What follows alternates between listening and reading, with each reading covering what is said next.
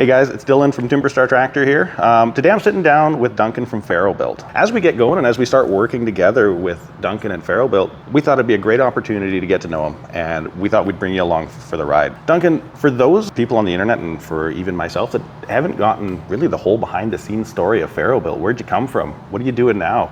Tell us all about it. I mean, if you go right back, originally I grew up northern BC, up near the Dawson Creek area, and that's probably where I get my persistence. You know, absolutely. Tobogganing and snowboarding when you're a kid, minus 40, right? Mm-hmm. Down here, people don't even stick their head out the door if it's that cold. Exactly. Yep. So anyway, that's where I came from, and up there it's all oil field, pretty much. Yeah. So that's how I thought it'd go. My dad was in the oil field, and okay, yeah.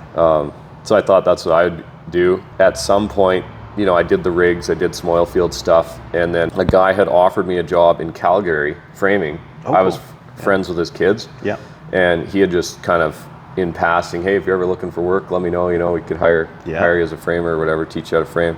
So I was at a point where I wanted to change it up, do something different. So I called him up and asked him if he still was hiring, and sure enough, so I headed to Calgary, and that's where I started, framing houses in Calgary. Eventually, I ended up going out and working for a big post frame builder. Well, actually, I worked for a subcontractor who did buildings for AFAB, they're called. They're a post frame builder out in the prairies. Yeah. So we worked for 3 years. I worked all over the prairies, building post frame buildings with these guys. We'd live in an RV.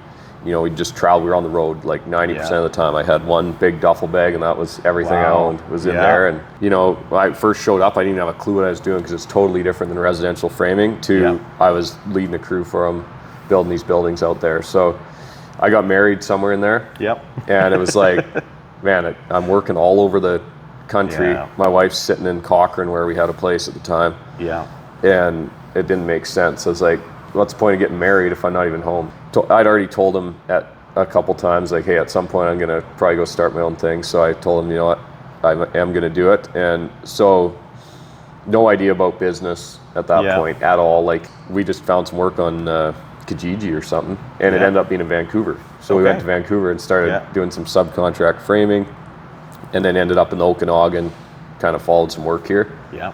And liked it here and stuck here. And we were doing like residential framing and stuff, but it's not a real fun world, the residential framing. It's kind of like lowest bidder gets the work.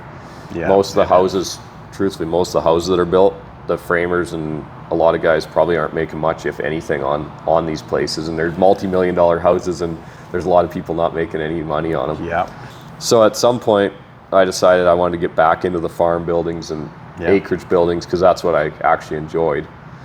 And at that same kind of time was when I was realizing there was a lot more to run the business than just, you know, me going and building some stuff with a couple of guys helping me. Yeah. And there came a point in there where I was like, okay, we can either do that, like a lot of people do that, and then you get to a certain age, you just shut down and, you know, kind of retire, you kind of pick away at little stuff here and there. Or I can focus on trying to build something that actually matters. I have this theory that there's nothing everything's either growing or dying. So you're either on the way up or you're on the way down. Yeah. So that whether that's business, life, you know, you can look around at anything in nature, any of this stuff. It's either getting built or it's deteriorating. Like for me, I think like a big part of success is making other people successful, including employees, your customers, you know, other people you work with. And so I actually really enjoy being able to create success for people that work here, employees. So the more I can grow Farrow Built, the more we can impact, the more people we can impact.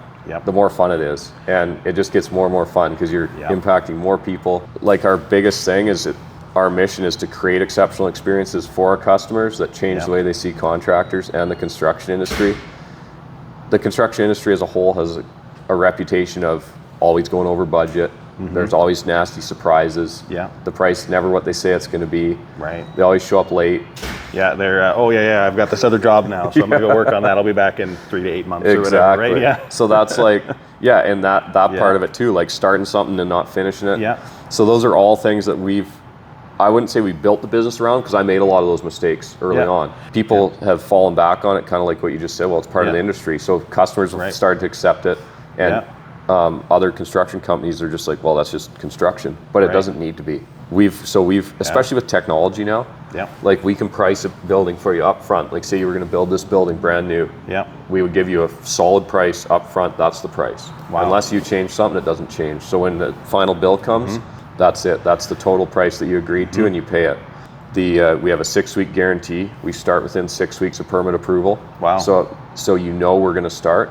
Yeah. We actually financially reimburse you if we don't. We've never had to do that because you hit it. That's there just to show that we actually mean it. We're not just saying it to try and get the work from you. Communication is the other thing that's really lacking a lot in the construction industry. So one of the things we track with our crew lead on site is they have to every single day either be phoning or texting the customer, letting them know what got done that day and what's going on tomorrow, so that the customer's always in the loop of what's happening with the job. That's phenomenal.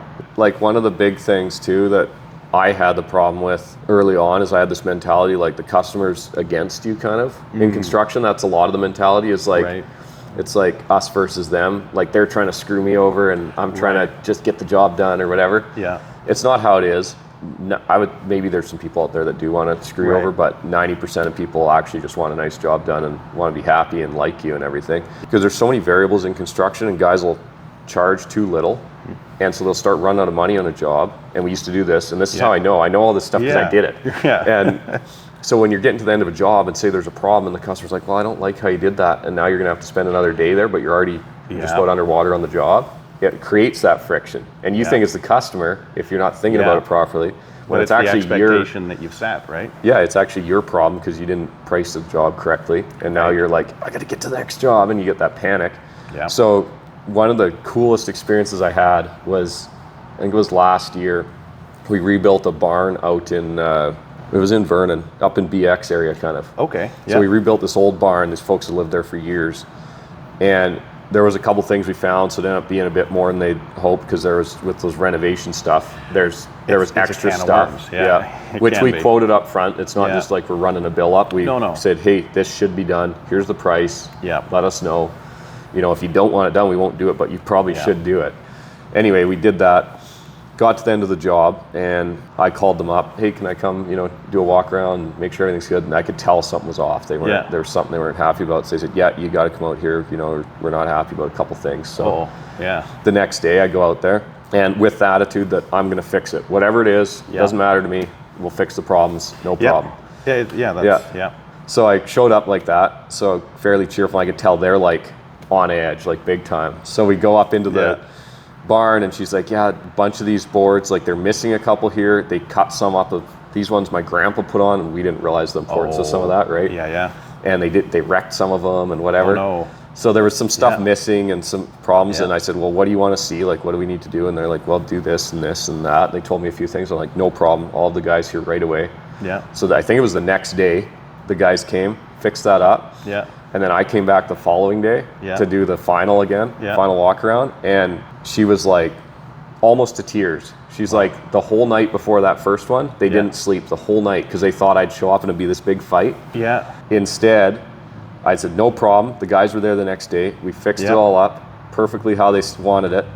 And when I came back, she gave me a big hug and everything. And like, she was almost crying because what they expected was so different than what they got. And I was like, man, that's why we're doing it the way we're doing it.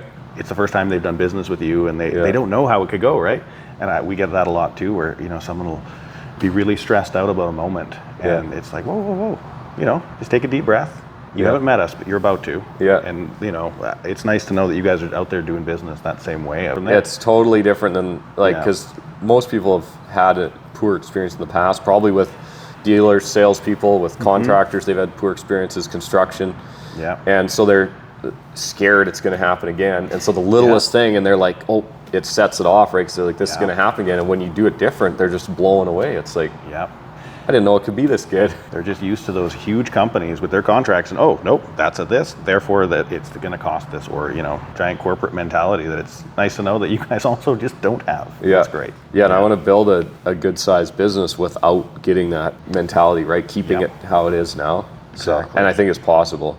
I don't think you have to let go of that stuff. No. Good. Well, hey, thank you very much for taking the time to tell us a little bit about Farrow Built, and I learned a lot, and I hope everyone else did.